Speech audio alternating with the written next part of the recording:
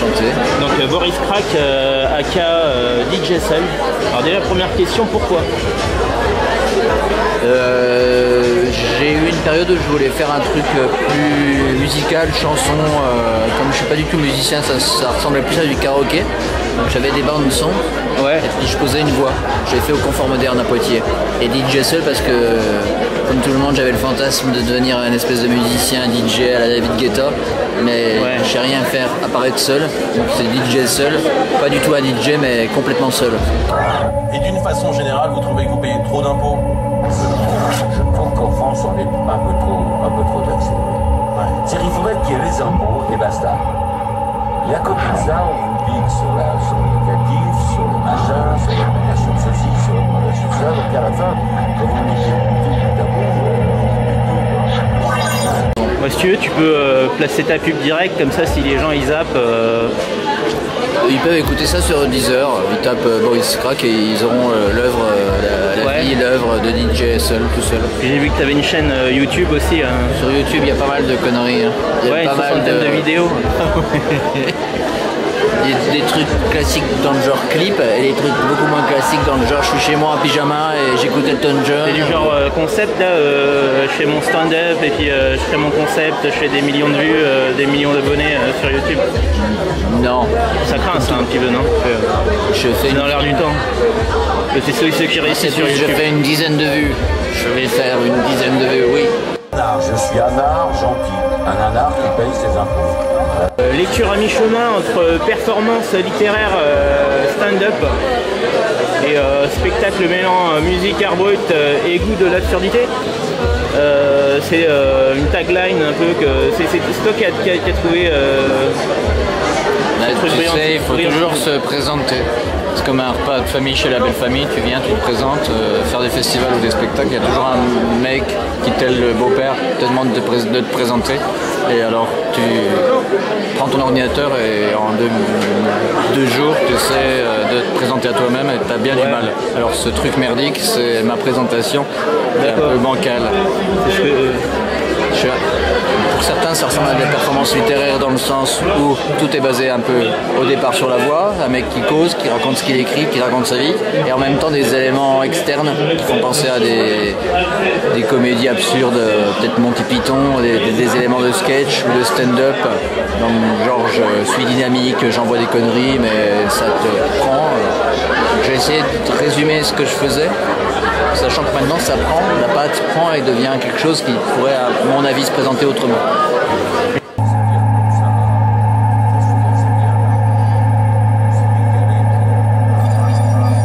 J'ai l'impression que c'est un peu une maladie compulsive en ce moment sur YouTube, les gars qui font du stand-up, là, ils se copient les uns les autres et puis en fait, mais bon c'est ce qui marche, hein, le stand-up c'est ce qui marche à fond. Le problème pourquoi je me suis mis à parler de ça, c'est parce que j'ai un point commun quand même, qu'on peut pas nier, c'est que c'est minimaliste et c'est basé sur des chroniques de vie. C'est un mec, il a un micro, il cause. Après il y a de la musique, je rajoute du synthétiseur, tout ça, mais la base, j'ai commencé comme ça en 2005, même dans des scènes slam parfois, un micro, j'arrive, et la performance c'est créer un événement rien qu'avec la voix. Maintenant c'est ajouter à ça plein d'autres trucs, mais c'est quand même ça le nerf de la guerre. Et chez les mecs qui font du stand-up, c'est ça aussi, c'est créer un truc. Alors leur humour est beaucoup plus peut-être direct et classique, mais on a un point commun. On utilise des moyens minimalistes. Moi, j'ai pas beaucoup de technique, j'ai aucune technique. Je suis pas musicien, écrivain, tu vois, j'écris des livres, mais j'apprends tout seul. Mettre un mot, puis un autre, ça fait une phrase ou ça fait un texte. Puis quand ça fait un livre, oulala, c'est la fête. Donc tout ça vient lentement. Donc il y a dans le stand-up, je pense qu'il y en a des vrais artistes qui sont forts. Et il y a toute une pléiade de businessmen. Mais bon, on a un point commun, je peux pas le nier.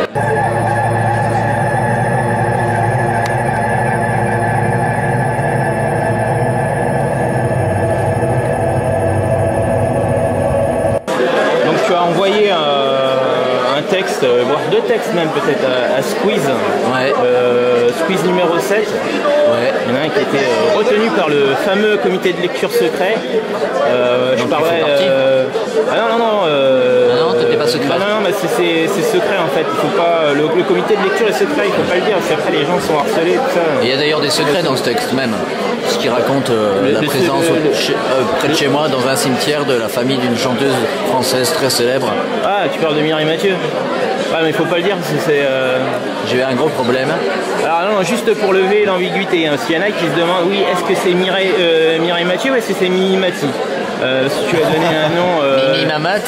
Voilà, alors Renaud me dit, oui, c'est Mimi Mati, machin. Il me dit, mais non, c'est Mireille Mathieu, elle vient d'Avignon, elle le dit tout le temps, quand elle est au Japon, Avignon, machin, c'est... J'avais fait une performance improvisée avec Charles Penquin. On avait fait une espèce de bœuf au Confort Moderne à Poitiers. Il y avait des musiciens, il y avait Jean-François Pauvros, Charles Penquin à la voix, au mégaphone, Edith Azam qui improvisait. On improvisait tous. Et moi, ce qui m'a sorti, c'est l'histoire des mots qui racontaient l'histoire de ce cimetière à côté duquel j'ai habité à Avignon, où il y a la famille de Mireille Mathieu vient d'Avignon. Ils ont une longue histoire et ils sont présents dans ce cimetière, mais c'était pas pour m'en moquer. Et j'avais pas réfléchi, j'avais mis ce texte, cette performance sur YouTube, une vidéo que j'avais présentée directement comme quelque chose qui parlait de Mireille Mathieu, sans vouloir l'enfoncer. On a le droit, on est dans un pays libre, on peut parler de ce qu'on veut, quoi. C'est quoi, c'est le droit à l'image qui t'est retombé sur la tronche J'avais mis une photo que j'aurais pas dû mettre, que je n'étais pas autorisé à mettre. Je ne savais pas, j'étais un peu naïf. Une photo d'une partie de ce cimetière qui est liée à elle et je n'étais pas autorisé, c'est vrai. Selon la loi, son avocat m'a fait comprendre qu'il fallait que je me magne le cul de retirer cette vidéo, sinon je serais ruiné par un procès injuste. Un peu que ça à foutre, Mireille Mathieu en ce moment, non Ah, c'est toi qui... C'est lui qui va être condamné, c'est pas moi. C'est Monsieur Secret. Non mais Mireille Mathieu elle est très pote avec Poutine, donc faut s'en méfier. Elle est très, ça peut être brutal en fait, on peut avoir une femme brutale.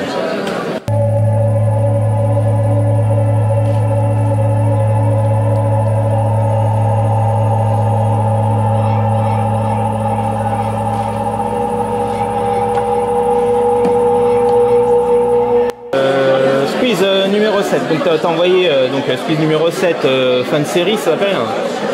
T'as envoyé un texte Cimetière Saint-Véran, Avignon, qui a été retenu. Alors je sais pas s'il a été retouché, machin, c'est des échanges entre toi et puis le comité de lecture, etc. On va peut-être en reparler un petit peu plus tard. Alors est-ce que tu es un stalker de Mireille Mathieu? Non, tu la suis pas comme ça secrètement. Est-ce que ces petites culottes te font fantasmer? Est-ce que tu... Non, ça se limitait à ce que tu as dit tout à l'heure. Ok. Juste pour rappel, tu as une condamnation, une mise en demeure de ces avocats qui planent sur ta tronche. D'accord. Ok, bon, on va passer à la suite. Alors dans ce texte qui me semble être un petit peu autobiographique, est-ce que c'est le cas? Oui, c'est aussi le récit d'un moment de ma vie où j'ai quitté un job et où je me suis intéressé un peu à ce qui se passait à côté de chez moi, dans l'Avignon que personne ne connaît en général. Tout le monde connaît l'Avignon festif, le festival. Personne ne connaît l'Avignon miséreux, très pauvre. C'est la ville la plus pauvre de France, dans les quartiers qui l'entourent. Ah bon? Moi je viens de Saint-Denis, on dit la même chose, c'est bizarre. Ça doit être un univers parallèle d'Avignon, on doit être parce qu'il y a un trou noir qui permet de passer de Saint-Denis à Avignon, dans le Palais des Papes. Je crois qu'il y a une espèce de trou noir. Ouais, ça va directement à la basilique de Saint-Denis.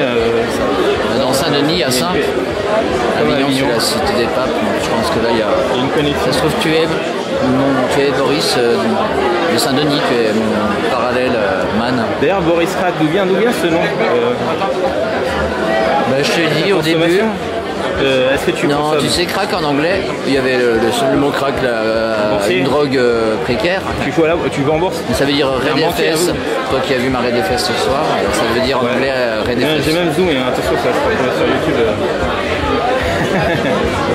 La durée de vie d'une civilisation technique est une inconnue majeure. Truc bizarre déjà. Dans ce texte, tu avoues que tu as démissionné pour faire de la poésie au Québec. C'est un truc de dingue ça.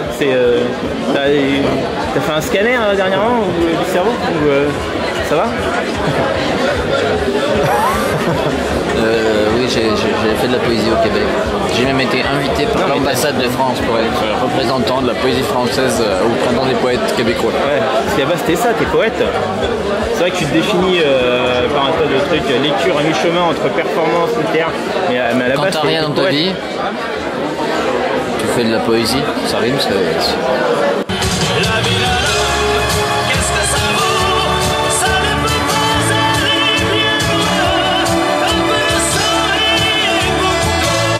fait beaucoup de salons, des machins, trucs de poésie, les poètes. Les slams, hein, t'as avoué tout à l'heure. Ouais, souvent on s'ennuie, je reste poli. Ouais. Pour moi c'est pas... un peu thérapeutique, mais bon, j'aime pas de polémique. La poésie est pas grand, c'est pas j'aime en fait, c'est con à dire, mais comme la variété, la possibilité que quelqu'un va se donner de parler à tous. Dans la poésie, aujourd'hui contemporaine, il n'y a pas ce truc et ça me faisait chier, j'avais envie de parler à tous, il a fallu que je sorte de la poésie. En même temps, c'est ce que je fais de la poésie pour tous, mais... Ouais. Une citation... En fait, tu t'es trouvé, parce que... bon, je vais le dire, mais bon, ça va, il va y avoir des mails encore, à des gens qui vont porter plainte. Pour moi, le slam et tout ça, c'est de la thérapie de groupe. Hein. Mais à l'époque, en 2005, quand ça a commencé en France, avec Pilote Lot, on en disait celui qui l'a introduit en France, qui est allé le chercher aux États-Unis. Ouais, les prisons. À la base, c'était présenté comme ça le slam. C'est les mecs en prison qui communiquaient les uns avec les autres. Le slam, à l'origine, Mark Smith, qui l'a créé aux États-Unis, c'était une scène ouverte, comme les scènes ouvertes de jazz, mais pour des ouvriers du bâtiment. Il venait pas faire, c'était Mark Smith qui travaillait dans le bâtiment, s'était dit tiens on va faire comme les jazzman qui viennent jouer avec leurs instruments mais ça sera un micro et les mecs, mes potes, les ouvriers du bâtiment qui n'ont pas d'art, qui leur a attribué pas de possibilité de causer, ils vont venir causer dans le poste, ils vont venir causer dans le micro, ils vont raconter un truc, c'était pas du tout hip-hop, c'était... C'est politique alors, c'est un truc politique un peu... Ouais. C'est plus politique que thérapeutique. Ça avait de la couille quoi. D'accord. SOS d'un terrien en détresse.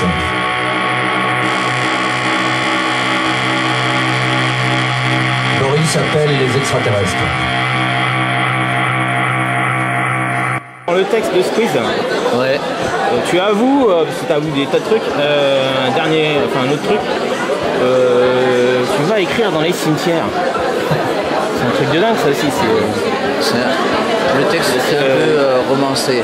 D'accord, c'est pas complètement la vérité. C'est vrai, on se fait un Je suis allé dans le cimetière parce qu'il était à 50 mètres de chez moi. Il y a que des petites vieilles dans les cimetières. Mais c'est un cimetière génial. C'est l'endroit où il y a le plus d'arbres et il y a le moins de monde. A priori, tu n'aimes pas les cougars et le cimetière c'est le meilleur endroit pour choper les cougars parce qu'il n'y a que des veuves. Enfin bon, je passe à la suite. Ah, la cougar veuve, la vougar. La vougar, ouais. Alors juste une question philosophique parce que tu viens de nous avouer en fait en performance que tu étais philosophe de formation et a priori tu es passé à la philosophie pratique après t'être fait chier sur les bancs de l'école à faire de la philosophie théorique. J'ai fait de la philo parce que mon prof de philo du lycée avait de l'humour. C'est l'un des premiers profs que j'ai rencontré qui avait de l'humour. Quand il nous parlait du démon, de comment ça avait été réceptionné dans la culture, c'était quoi le démon, le diable, le mal, la philosophie du mal. Il disait Satan m'habite. D'accord, ouais, je suis plié de rire en fait. Et je comprends pourquoi c'est pour ça. D'accord, ouais, ok. Bon, c'est une autre question. T'inquiète pas, je vais te sauver de ce truc-là. Mais si j'associe Michel Berger à une girafe, c'est aussi à cause de la particularité de cet animal. Le nerf qui relie le cerveau de la girafe à son larynx fait un détour par le cœur avant de remonter vers sa tête. Quand on connaît la longueur de son cou, ça fait un sacré détour. Le nerf laryngé revient quasiment d'où il est parti.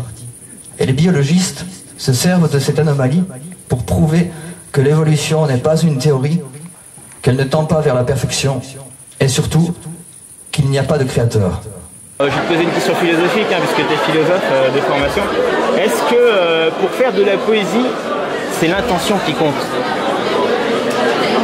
C'est une super c'est une question, il faut prendre du recul hein, pour l'attaquer.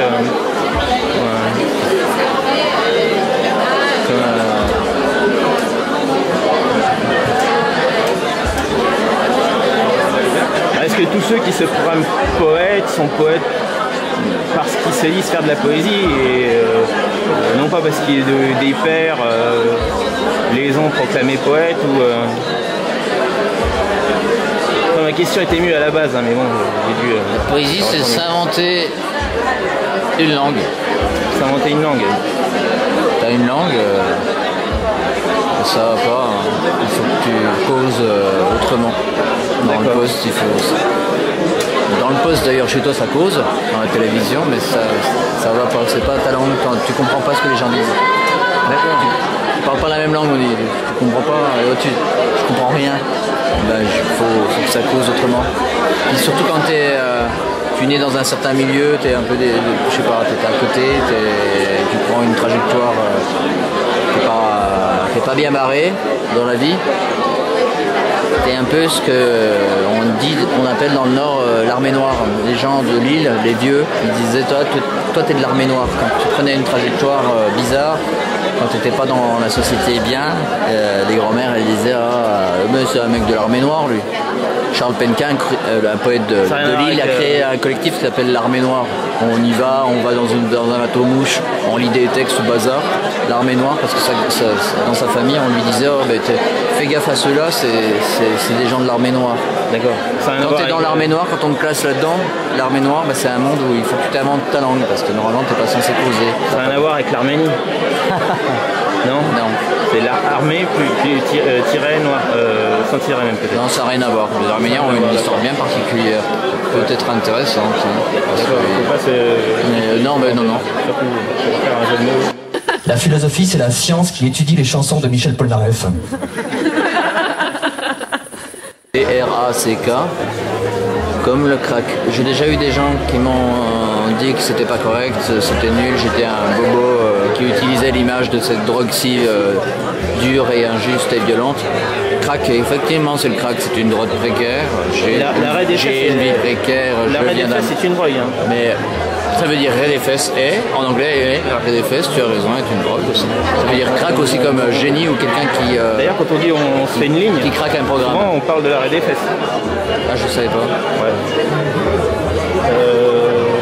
Alors tu te définis toi-même, alors quand tu te définis encore de manière encore plus minimale, comme écrivain en 3D et musicien à plat. Parce que tu me parlais de ces descriptions que j'ai essayé de faire de ce que je fais, c'est je pense la meilleure. D'accord. Un écrivain qui veut pas être qu'un écrivain au bureau, qui écrit là, qui se gratte les couilles comme un dictionnaire, oh c'est beau ma phrase, mais il va être sur scène, il va montrer ce qu'il écrit, il va le dire lui-même, ça sort du livre, c'est en 3D. Et puis un musicien à plat parce qu'il veut faire de la musique, il veut pas faire que de la lecture, parce que les écrivains aussi quand même font des lectures, mais qui sont chiantes, il veut faire de la musique alors qu'il sait pas en faire. Donc il est musicien à plat, et notamment il utilise des synthétiseurs. Il fait du synthé, il pianote sur un synthétiseur, il joue du synthé à plat. Il est musicien, il est écrivain en 3D. Ouais, j'ai rien à dire hein, là-dessus, c'est de la pub, c'est du marketing. Il est régressif en 3D et enfantin à plat. Hello from the children of planet Earth. Je vois qu'il était un artiste transmédia en fait. C'est un mot à la mode, le transmédia. Ça veut dire qu'il est transsexuel et qu'il a des membres de sa famille qui travaillent dans les médias. Voilà, tout à fait. Et non, en fait, c'est quelqu'un qui est en opposition au transmédia, c'est-à-dire qui s'exprime de la même manière sur tous les médias, fait une œuvre transversale où il va s'exprimer de manière très différente en fonction des médias, tout en créant une unité dans ses projets. Par exemple, je vois que tu as sorti des bouquins où tu t'exprimes dans l'écriture et dans les livres, dans du papier et du bois, quoi, et dans des CD qui sont des sortes de ronds avec en métal. Donc c'est des médias différents quoi, où tu es transmédia.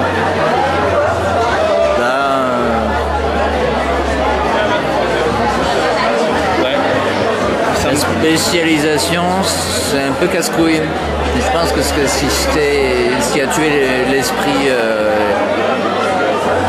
de tout à chacun, ce qui a tué l'esprit des hommes, c'est sa spécialisation.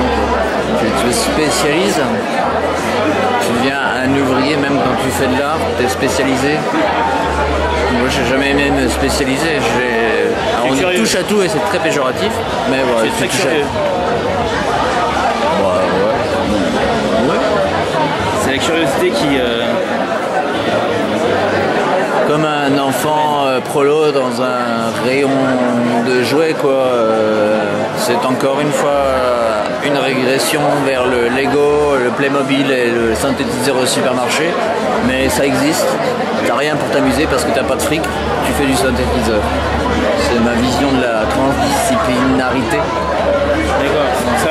Vouloir être libre, raconter tout ce que je veux sur scène, en jouant de jouets ou d'instruments pour gosses, poser mon cul sur un piano, un toy piano, accompagner Michel Berger avec un synthétiseur. C'est pas subversif ce que tu as fait, c'était juste pour faire référence au cul de Michel Polnareff. S'il avait jamais fait ça, tu l'aurais pas fait, quoi. C'était parce que c'est les livres que je lis aux toilettes. D'accord, oui, c'est vrai aussi, peut-être. D'ailleurs, pour revenir à ce que ta prestation, ta performance aujourd'hui,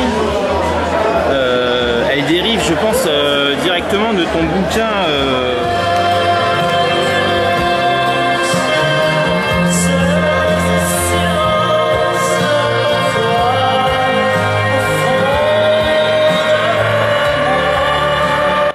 De ce soir dérive directement de ton bouquin Les Enfants Sauvages, puisque je ne l'ai pas lu, désolé, hein, j'ai pas eu le temps, on m'a dit hier que j'allais t'interviewer, je ne connaissais pas. Alors on dit qu'on y trouve Odyssée, Fight Club, Orange Mécanique, Mission Impossible, l'agence touriste, que c'est un dialogue entre l'Amérique une Amérique de contradiction et une Europe dans le doute. Là on parle d'une génération hein, qui... Une génération sauvage. Ouais. Aux États-Unis, non seulement les prolos, ils ont que le rayon synthétiseur des supermarchés pour s'exprimer, mais en plus quand ils rentrent chez eux, ils vivent pas dans la ville, ils vivent dans la jungle. Ils sont prolos des bois. J'ai vécu à Seattle. Les prolos, ils vivent pas à Seattle, ils vivent dans les bois, à 40 minutes, à Maple Valley, dans la jungle. C'est même pas une métaphore en plus. Non. D'accord. Les enfants sauvages. Ils ont dû apprendre à parler eux-mêmes. On revient un peu à la poésie, mais pas la poésie à la poésie, je m'invente, je parle de quoi, mais et donc voilà, c'est là où on rejoint ta prestation de ce soir, c'est que en fait, leur seule manière de survivre, c'est la variété. Voilà, la variété, c'est la vérité dans la variété. La survie, c'est la variété. Et c'est mieux que transdisciplinarité, qui est devenu un concept bourgeois, un outil spectaculaire. La variété, ça veut dire un peu la transdisciplinarité, mais c'est un côté multimédia pour prolo. La variété, c'est les élites qui produisent des sous-produits pour la masse. Non, c'est des artistes d'avant-garde.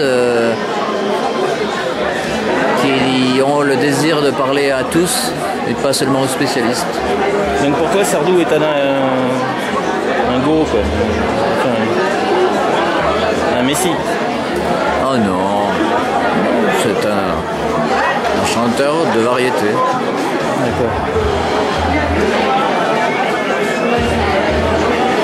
Bac-G, ça te parle? Comment? Bac-G. Non. Ah, c'est une chanson de Sardou? Ouais. Je l'ai jamais entendu. Xavier, un bac-G, un bac à bon marché. Dans un lycée poubelle, ouverture habituelle des horizons bouchés. Je ne sais plus la suite, mais c'est pas grave. Et après, ils ont arrêté les bac-G à l'école, en fait, ce Sardouille. Tu seras compatissant. Quand tu te feras agresser, tu rentreras chez toi en t'accusant. Tu seras du côté bien. Tu seras bien. Tu seras bien même. Tu n'en feras pas trop. Tu ne seras pas égoïste. Tu ne tueras point, mais tu tendras l'autre jour. Tu étais à Seattle, c'était un groupe Feral Children. Feral Children. Les enfants sauvages. D'accord, ah bah je comprenais pas ce que ça voulait dire Feral. J'ai habité avec des gens qui faisaient de la musique. J'ai été marié, on s'est séparés, je me suis retrouvé un peu à la rue et j'ai été hébergé par des gens, par Jim et Jeff de ce groupe de musique. Voilà, qui sont devenus des frères sauvages et on était ensemble là, perdus dans un univers brut de décoffrage qui s'appelle les États-Unis, dont on a vraiment une image qui n'est pas du tout la réalité en général. Tous les gens se branlent en voulant aller vivre la vie américaine sans savoir que c'est juste le trou noir. American Dream. Alors que c'est American Dream, c'est le Black Hole. American trou noir. C'est la Trinité. Il y avait la Trinité Sardou, Berger, Polnareff. Il y a aussi la Trinité Avignon, Saint-Denis, Seattle. Ah ouais. Le trou noir. C'est le même triangle des Bermudes. Je suis sous le triangle d'été. Altaïr, Deneb, Vega, de la constellation de l'Aigle, du Cygne et de la Lyre. Non loin de la constellation d'Hercule, où se cache l'amas d'Hercule. Un groupe de plus de 100 000 étoiles dans une toute petite zone du ciel. Rien de moins que l'endroit vers lequel, en 1974, on a envoyé un message à destination des extraterrestres. On a choisi cette zone du ciel parce qu'en un seul envoi, on peut toucher un très grand nombre de mondes potentiels. Un mot sur Kurt Cobain, Bob Dylan, Vega. Tu sais qui c'est qui est enterré à Seattle? Tu parles de Kurt Cobain, Bruce Lee. Il est enterré à Seattle? Bruce Lee et Jimi Hendrix. Kurt Cobain n'est pas enterré parce qu'aucune compagnie d'assurance a voulu prendre en charge la tombe, donc ils n'ont jamais fait de tombe. Ça aurait été trop cher, ils avaient peur que ça devienne un monument, ils ne puissent pas gérer, donc personne n'a autorisé Kurt Cobain à être enterré, si je puis dire. D'accord. Donc, il n'est pas enterré, il n'y a pas de tombe, il n'a jamais eu de tombe, mais il y a Bruce Lee par contre. Lui il a une tombe. D'accord. Alors qu'il n'a jamais je me rappelle plus pourquoi il est enterré à Seattle. Il a dû faire son dernier combat. Peut-être employé chez Boeing ou à mi-temps. Il a fait son dernier combat dans un avion. D'accord. Bon. Ce qui relie Bruce Lee à toi-même, parce que tu m'as confié que tu étais connu pour vomir d'une manière sauvage. Je suis dans les avions. Fiché chez Air France en tant que monsieur peintre en bâtiment. Voilà, je n'en dirai pas plus.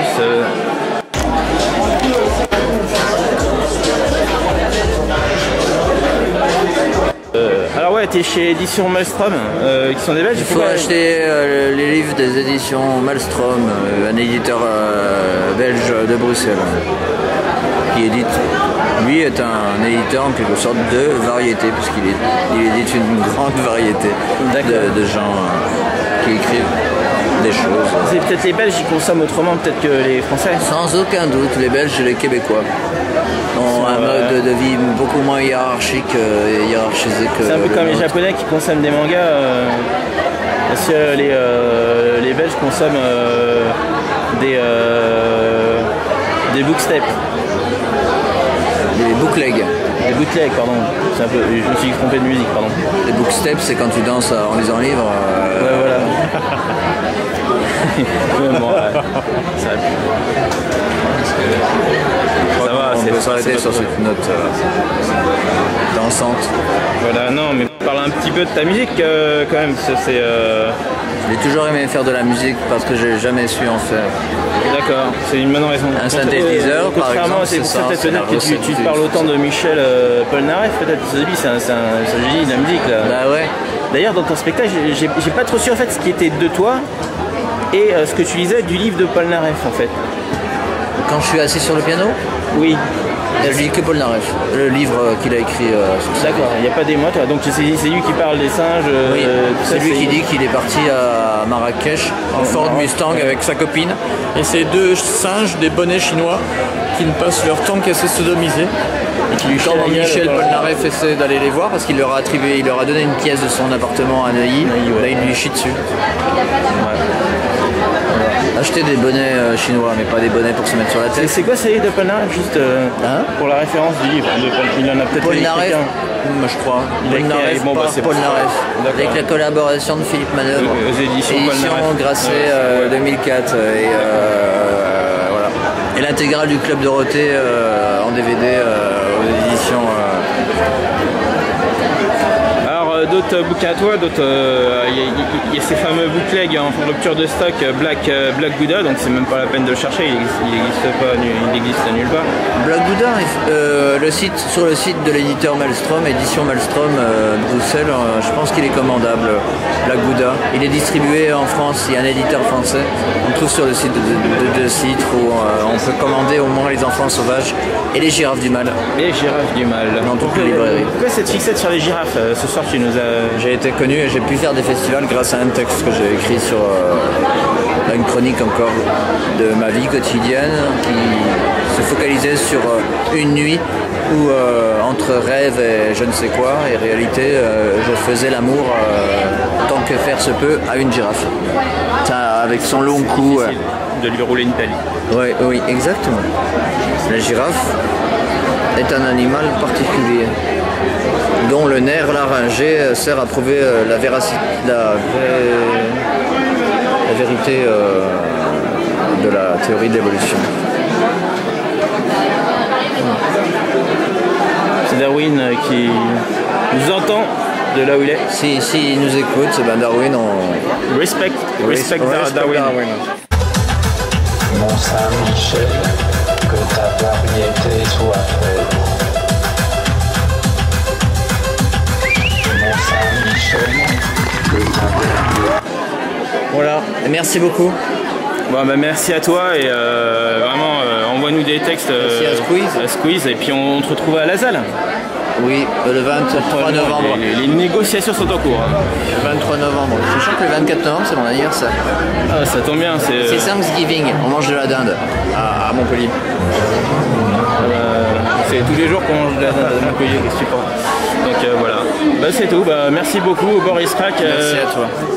Merci de ta bonne humeur, de ta philosophie. Ta vraie philosophie, parce qu'il y a des philosophes comme Bernard-Henri Lévy, ils ont fini le cursus, quoi. Et il faut savoir aussi on finira le cursus. Mais je sais pas lequel. Voilà. Venez finir le cursus avec nous quelque part entre Montpellier et Saint-Denis. Entre Montpellier et Saint-Denis. Bonne soirée. Voilà, ce sera très monté, tout ça sera zappé. Ça sera voilà. Très monté, très monté. Un petit plan sur Renaud Whisky qui est en train de dormir parce que il supervise l'opération.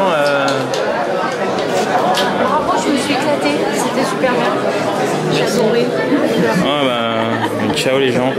Il faut apprendre. Dis-lui, demande-lui si elle a aimé. Est-ce que tu as aimé? Est-ce que je peux te filmer? C'est pour Squeeze, c'est sur internet, YouTube. D'accord. Ouais, c'est international. Voilà. J'aurais beaucoup aimé. Bon, ça suffit en fait. Elle a beaucoup aimé. Merci beaucoup. Merci. C'est pour de vrai que t'as fait des informations.